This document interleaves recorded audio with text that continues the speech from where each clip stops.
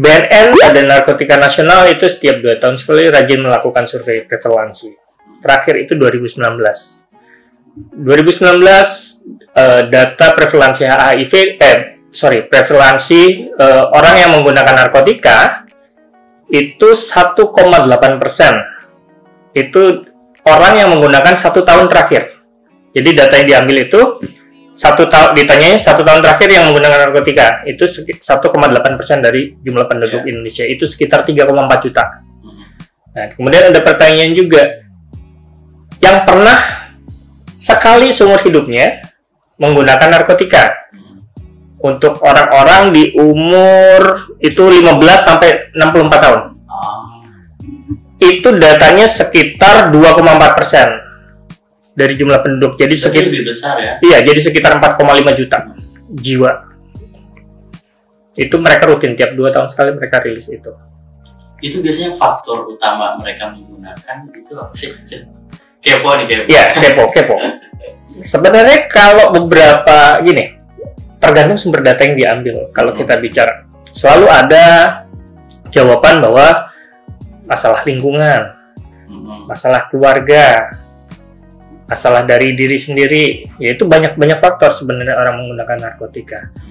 Tapi ya sekali lagi kalau saya sih selalu punya prinsip bahwa alasannya bisa apapun, dan kita tidak perlu mempermasalahkan alasan-alasan tersebut. Jadi kalau kita yang terpenting adalah bagaimana kemudian kita menyelesaikan permasalahan narkotikanya itu sendiri. Gitu. Yang paling populer kan nafsa ini banyak ya, maksudnya nggak terbatas gitu ya. Itu yang paling populer di Indonesia itu kira-kira apa? Sama, di survei itu yang tahun 2019 Badan Narkotika Nasional merilis data bahwa 65% orang yang menggunakan tadi itu yang paling populer adalah ganja. Karena menurut undang-undang saat ini ganja adalah narkotika. Itu. Yang kemudian yang kedua itu ada 38% itu jenis metafetamin.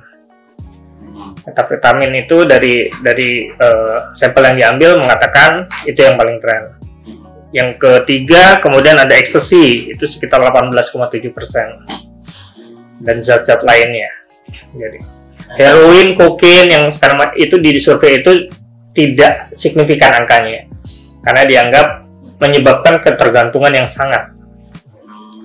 Nah berarti kalau yang lain kayak tadi misalnya ganja, itu kenapa Kak diklasifikasikan sebagai narkotika?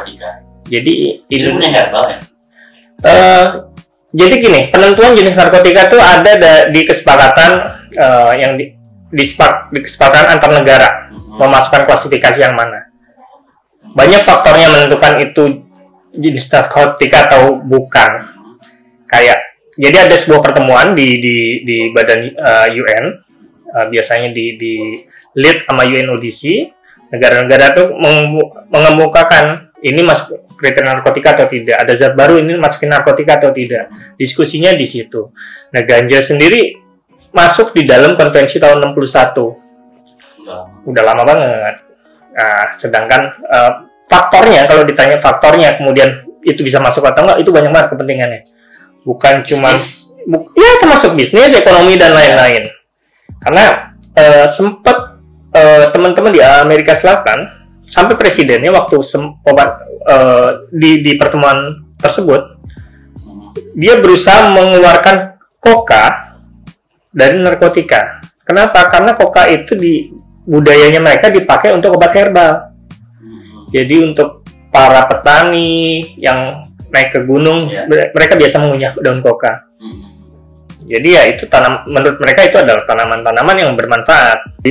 Berkembang zaman sekarang ganja dalam diskusinya itu berusaha dikeluarkan dari jenis narkotika golongan 1. Dalam diskusinya, dan kalau nggak salah beberapa bulan yang lalu juga itu sempat viral ya tentang ganja masuk ke dalam klasifikasi tanaman obat yang dikeluarkan oleh kementerian. Ya, sebenarnya nggak ada salahnya dengan SK Kementan tersebut gitu.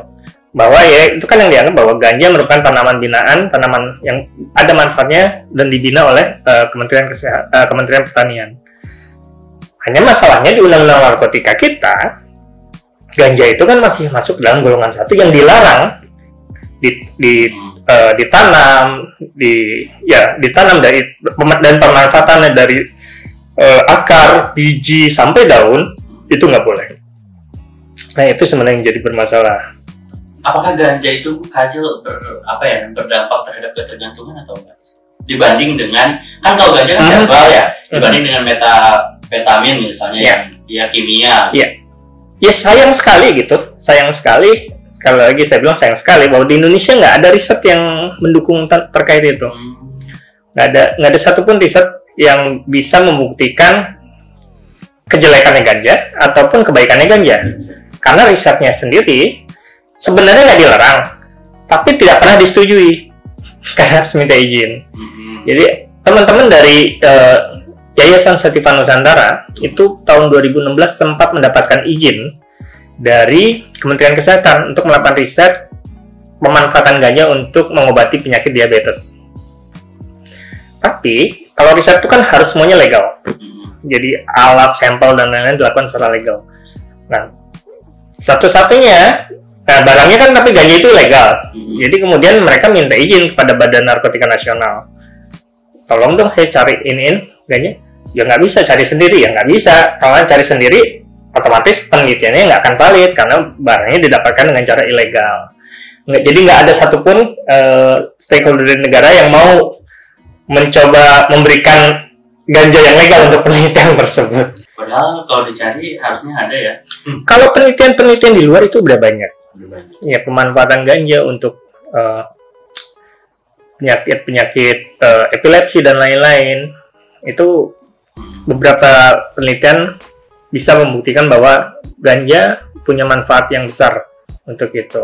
Pernah nggak sih Kacil dengar misalnya ada seseorang yang masuk rehabilitasi karena dia ketergantungan ganja? Masalahnya ada, kalau ditanya ada. Karena apa? Bapaknya nggak mau urusan sama hukum, keluarganya begitu tahu ngeliat anaknya kedapatan mengganja, nggak mau berani dimasukinnya rehab. Karena kan di undang-undang kita orang yang dianggap punya bermasalah dengan zat itu akan mendapatkan rehabilitasi. Nah, itu salah satu sebenarnya beberapa penelitian yang ngambil datanya itu dari pasien-pasien rehabilitasi. Ya otomatis kalau gini loh, lu bikin penelitian, lu ambil sampelnya di satu tempat yang orang-orangnya bermasalah, ya hasilnya yang keluar akan niat bermasalah. Kalau lu ambil sampelnya luas, bukan cuma orang yang bermasalah, sampling datanya lebih warna, ya otomatis mungkin lebih banyak yang nggak bermasalah. Secara jujur, kalau gue bisa bicara, banyak teman-teman gue sendiri yang mereka menggunakan ganja secara kehidupan sosial, psikologis itu nggak punya masalah. Kalau indikatornya seseorang masuk rehab sama penjara itu apa ya Kacil? Indikatornya? Ini ideal sesuai aturan atau coba kan ada tuh nama saya itu kayak ada golongan-golongannya kan kayak ganja itu di golongan 1. Golongan 1 itu paling tinggi. Golongan 1 itu sama dengan heroin, dianggap sama dengan kokain, dianggap sama dengan metafetamin. Apa yang menyebabkan itu masuk ke golongan 1 kan? Itu yang tadi kita bicarakan sebelumnya. Ekonomi, politik, kepentingan luar dan lain-lain. Kalau dari sisi bahaya kayaknya nggak sebahaya. Kayaknya. Kalau menurutku sih ya, karena ya balik lagi herbal tanaman gitu ya, nggak akan sebahaya apa yang diciptakan sendiri gitu sama tangan manusia. Ya itu kita makanya kita buktikan dengan penelitian. Kita dorong dengan teman-teman mengadakan penelitian. Sebenarnya kalau kita mau bahasa yang kalau Presiden Jokowi sering bilang kan, saat ini pemerintah akan mengambil kebijakan yang berbasis evidence. Ya udah, kalau memang dibilang ganja jelek, buktikan. Kalau dia bilang ganja bagus, buktikan. Kita cuma minta ke itu kok, ke pemerintah. Kita punya karena kasihan juga ya, bukan banyak sih Kacil, kayak beberapa kasus gitu ya. Ada kan yang kemarin suaminya di penjara ketika istrinya tuh sakit yang menggunakan ganja. mereka nanam ganja sendiri untuk pengobatannya, dan itu tidak mendapatkan, masyarakat Indonesia tidak mendapatkan akses ke arah situ. Ini juga salah satu kan sebenarnya di bulan Desember nanti itu ada pertemuan di UN, di CND itu, Commission Narcotic on Drugs, itu mereka akan membahas mengenai medical cannabis, ganja medis. Indonesia kemarin itu di beberapa berita sudah menyiapkan statement bahwa mereka dengan keras akan menolak. Indonesia ini yang lead biasanya di penuh itu adalah Badan Narkotika Nasional. Teman-teman koalisi masyarakat sipil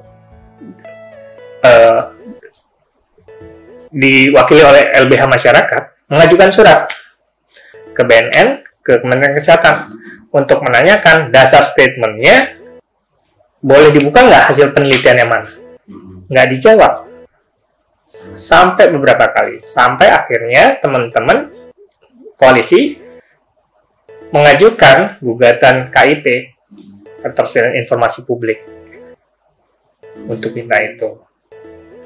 Iya Kak Acil kan, jadi sekarang ini banyak banget kan kayak tagline pemerintah yang dengan semangat, dengan giat memerangi narkoba, perang terhadap narkotika. Ini yang sebenarnya kalau kita di Ilmu Cemara coba memperjuangkan bahwa ini perang terhadap narkotika sudah berjalan sekian puluh tahun, korbannya sudah banyak. Kita bertanya efektivitasnya di mana? Evaluasi dong programnya. Apakah ini masih memang layak, memang berhasil, atau memang harus diganti pendekatannya? Dan itu termasuk ke dalam kriminalisasi kan? Jadi yang pakai jadi penjara. Dan itu kira-kira ada perubahan nggak sih Kak Acil menurut Kak Acil? Berubah? Apakah dengan diberlakukannya peraturan kriminalisasi bagi konsumen pengguna, konsumen nafsa atau narkotika, kemudian mereka di penjara, apakah itu situasinya berubah? Indonesia jadi nggak ada lagi yang pakai? Enggak kan, makin banyak kan, penjara makin penuh. Jadi sebenarnya gini, kalau di dalam aturan Undang-Undang Narkotika nomor 35 tahun 2009, sebenarnya penyalahguna dan korban narkotika itu bisa mendapatkan rehabilitasi melalui putusan pengadilan. Tertulis di situ. Akan tetapi pada kenyataannya hal itu susah diakses buat masyarakat kebanyakan. Kalau kita mungkin bisa lihat bahwa beberapa selebritis di Indonesia dengan mudahnya dapat. Kenapa itu? Sebagai media, sebagai media, dan kemudian mereka sebagai media campaign, mereka kemudian dipamerkan ke depan, suruh minta maaf dan merasa menyesal dan lain-lain. Yang sebenarnya apakah cara itu berhasil? Kita tanya, angka penggunanya meningkat atau tidak? Sesimpel-simpelnya itu. Ternyata tiap tahun makin meningkat. Jadi kan sebenarnya cara-cara seperti itu, Pak, solusi. Tidak berhasil, ayo dong kita cari cara lain. Apa cara? Caranya, Rumah Cemara sebenarnya kita nggak cuman sekedar minta teman-teman pemerintah untuk melakukan evaluasi, tapi sebenarnya kita juga sudah mengajukan sebuah solusi. Kita ngeluarin buku. Yang pertama dulu judulnya Kegagalan War on Drugs. Kemudian yang kedua itu judul bukunya Menggugat Perang Terhadap Narkotika. Jadi kita melihat bahwa bagaimana negara seharusnya melakukan tata kelola terhadap narkotika ini. Tata kelola. Kenapa? Karena ini kan sebenarnya semangat pelarangan itu sama dengan pelarangan terhadap alkohol tahun 1930 di Amerika, yang kemudian menimbulkan banyak kriminalisasi. Akhirnya si pelarangan itu dicabut dan diatur, dikelola oleh negara. Nah, pelarangan ini sebenarnya di narkotika, pelarangannya juga harusnya dilihat ulang bahwa kemudian juga harusnya bisa dikelola oleh pemerintah, sehingga ini menjadikan sebuah program penanggulangan yang tepat. Banyak ketakutan dari masyarakat. Kalau kemudian dikelola oleh negara, nanti masyarakat berbondong-bondong dong. Kita kan nggak cocok. Kalau Belanda mungkin Eropa. Banyak selalu pertentangannya begitu kan. Nggak bisa, kita Indonesia nggak bisa digituin. Nah, kalau itu yang contohnya Belanda bisa. Tapi ingat, kita pun saat ini sedang melakukan hal tersebut. Indonesia ya, pemerintah Indonesia, dan berhasil. Itu udah pernah dilakukan di Indonesia. Dari mana? Tahu nggak? David tahu nggak? Apa ya? Nggak tahu. Bagaimana negara mengelola narkotika? Harusnya disediakan dan kita lagi melakukan itu nggak? Pemerintah kita apa? Metadon. That's right. Dan beberapa kita lihat lain. Tahun 90-an ya, tahun 90 saat itu heroin lagi booming-boomingnya. Tinggi sekali angka heroin. Program harm reduction, pengurangan dampak buruk masuk. Metadon muncul 2003. Sekitar 2003-2004. Di situ negara mengelola zat pengganti heroin di rumah sakit dengan supervisi yang ketat. Yang mau pakai benar-benar melalui lewatan asesmen, oh ini layak untuk pakai dan ini nggak layak untuk pakai. Membludak kan metadon saat itu. Pedagang heroin merasa, wah kok pasien saya, konsumen saya pada lari ke metadon ya, nggak punya daya jual. Orang heroin yang jual heroin menurun, mulai kemudian naikkan jenis sabu dan lain-lain jadi jualan karena jualan heroin udah nggak laku. Orang lari ke metadon klinik. Begitu berjalan sekian lama, ketakutannya terbukti nggak masyarakat Indonesia bahwa itu kemudian orang berjubel di klinik metadon? Pasti akan banyak yang pakai. Enggak, tiap tahun menurun jumlah pasiennya sampai sekarang. Yang bertahan ya cuman orang-orang yang benar-benar membutuhkan dan itu juga tiap tahun menurun. Itu kan berarti sebenarnya sebuah program penanggulangan yang berhasil. Pasar gelapnya turun, hilang. Orang yang menggunakan juga terawasi, dapat layanan kesehatan. Itu kan berarti sebenarnya pemerintah Indonesia sudah berhasil mengelola narkotika untuk satu jenis. Tinggal kenapa nggak diaplikasikan ke yang lain? Ngomongin masyarakat, netizen, kekhawatiran mereka. Jadi ini ada pertanyaan Kacil dari Instagram. Jadi katanya, Kak, ketika seseorang menggunakan nafsa, apa sih yang membuat seseorang itu dihukum? Katanya. Atau katanya apabila orang itu melakukan kejahatan, atau keduanya, katanya. Dia nanya. Menggunakannya saja sudah dihukum di Undang-Undang Narkotika kita, menguasai. Itu sudah masuk dikriminalkan.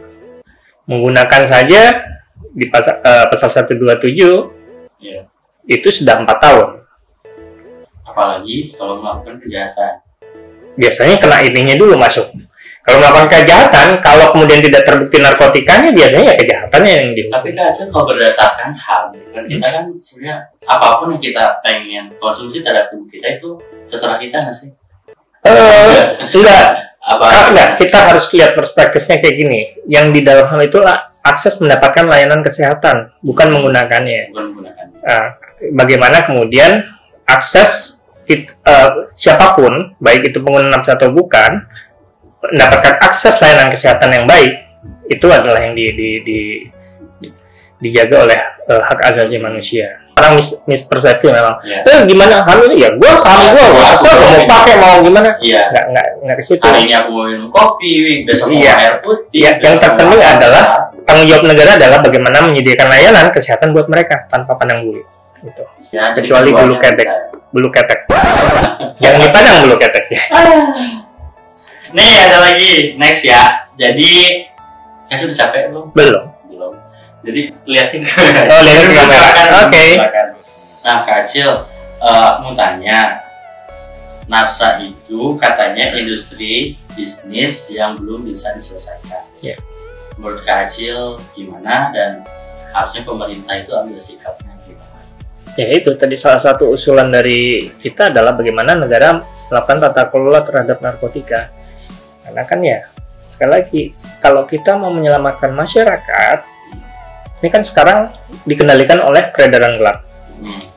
Bandar ngambil keuntungan dari masyarakat dengan yang menentukan harga itu adalah bandar. kualitas masyarakat pembeli itu nggak dijaga, belum dapat. Tapi kalau negara melakukan kontrol terhadap itu, termasuk kontrol terhadap penjualannya, itu akan kemudian ya bisa tersupervisi apakah misalnya anak di bawah umur sama kayak alkohol dan rokok. Anak di bawah umur ya jangan dijual di situ. Sekarang anak SD pun bisa akses di jalanan, ya kan? Siapapun bisa akses di jalanan. Itu yang kemudian kan sebenarnya menjadi sebuah bahaya buat negara ini. Nah, seharusnya negara mampu melindungi warga masyarakatnya. Bicara tentang advokasi ya Kak Acil, di Indonesia kan ganja ini kan udah jadi isu yang lama banget. Ya. Sejauh mana sih Kak Acil kemungkinan ganja ini bisa diatur gitu kan oleh negara dan konsumen-konsumen juga akhirnya bisa, entah itu apapun tujuannya gitu, mereka bisa mengkonsumsi itu dengan dengan aman. Ya, kalau melihat dari kalau melihat dari pergerakan global, teman-teman di Malaysia sudah mulai, negara Malaysia sudah mulai mencoba melakukan inisiatif untuk itu di wilayah Asia Tenggara. Thailand sudah jalan, ya kan? Di beberapa negara bagian di Amerika udah jalan. Padahal dulu kita mengadaptasi perang terhadap narkotika itu dari Amerika, ya kan? Kecolongan sekali. Kalau bicara penggunaan untuk kesehatan dari dulu, sebenarnya kita punya sejarah-sejarahnya di mana Aceh menggunakan beberapa akar ganja untuk pengobatan, biji ganja untuk pengobatan, dan ini terjadi di beberapa budaya masyarakat kita. Itu sebenarnya yang harus digali sih kalau saya lihat, bahwa jangan sampai Indonesia ini ketinggalan. Padahal kita punya kekayaan alam, kita punya cerita budaya yang sangat-sangat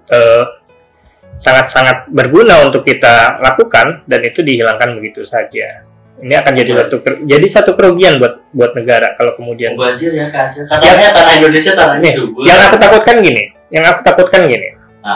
Apa? Yang sangat aku takutkan adalah saat kita kemudian dengan kepala batu menolak, kita kemudian tetap meratakan kebun-kebun yang ada di kita udah nggak punya sumber daya alam, kita harus ekspor, kemudian kita harus beli ke Amerika, ke Malaysia ataupun ke Thailand yang sekarang kebunnya lagi mulai banyak. Kita jadi bangsa konsumen lagi, bukan yang produksi, bukan yang akhirnya memanfaatkan itu. Kita ya akhirnya hanya sebagai ya dimanfaatkan orang negara lain untuk kemudian menjadi, ya itu akan sangat disayangkan sekali sih buat aku.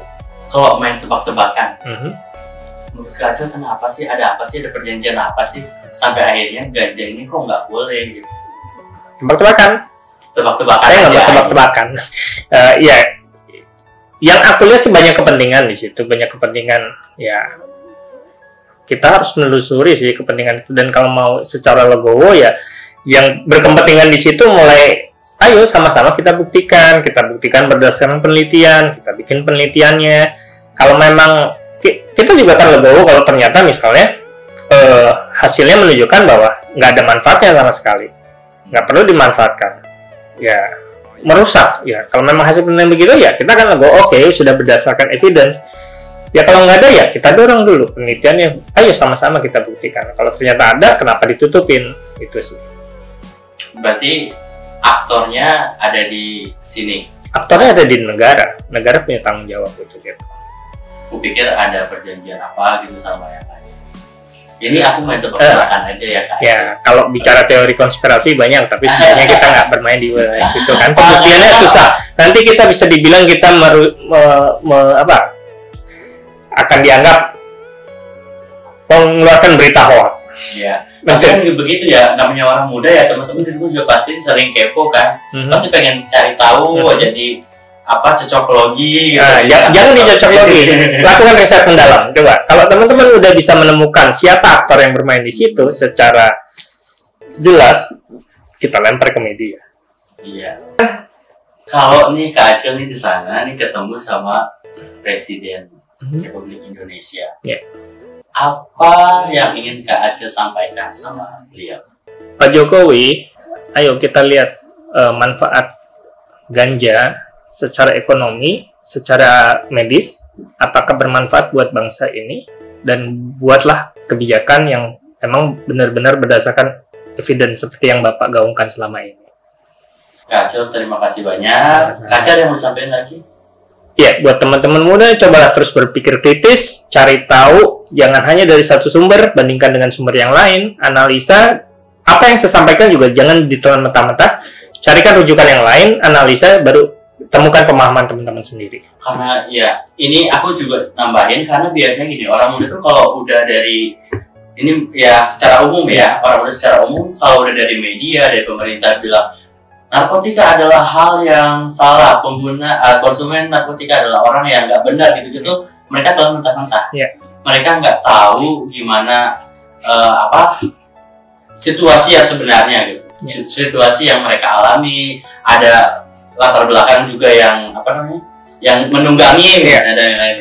Jadi mereka nggak tahu sama sekali. Jadi mudah-mudahan dengan adanya information ini di sesi Nafsa ini, teman-teman muda di sana itu bisa dapat insight baru gitu ya. Jadi informasi jadi lebih luas lagi gitu. Oke, jadilah anak muda yang cerdas, karena bangsa yang cerdas adalah bangsa yang anak-anak mudanya cerdas-cerdas. Ya, Kak Acil, terima kasih banyak. Terima kasih, David. Social distancing ya. Gini.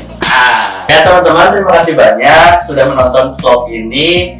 Jangan lupa like, komen, dan juga subscribe. Dan kalau misalnya teman-teman punya pertanyaan, silakan komen di kolom di bawah ini. Bye-bye. Bye.